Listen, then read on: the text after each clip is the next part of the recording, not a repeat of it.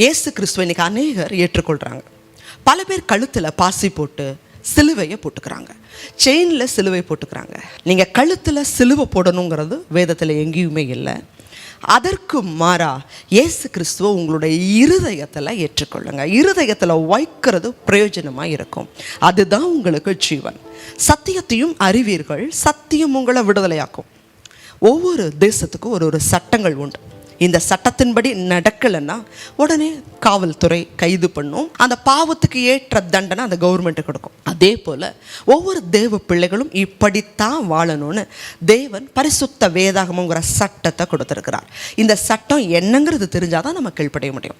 இந்த வசனத்தை வாசிங்க, தியானிங்க, கீழ்ப்படிய ஒப்பு கொடுங்க. இந்த வசனங்கள் ஒவ்வொன்றும் ஆவியாகவும் ஜீவனாகவும் இருக்கு.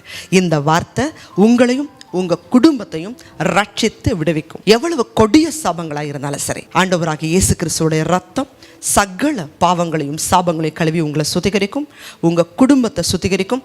இந்த வசனத்தை வாசிக்கும் பொழுது, ஆலயத்தில் நீங்க நிலைச்சிருக்கும் போது, அந்த வார்த்தைகளை கேட்டு அதன்படி நடக்க ஒப்பு கொடுக்கும் பொழுது, இதுவரை தொடர்ந்த சாபங்கள் இனி உங்கள் மேலையும் உங்க சந்ததி மேலையும் வராது.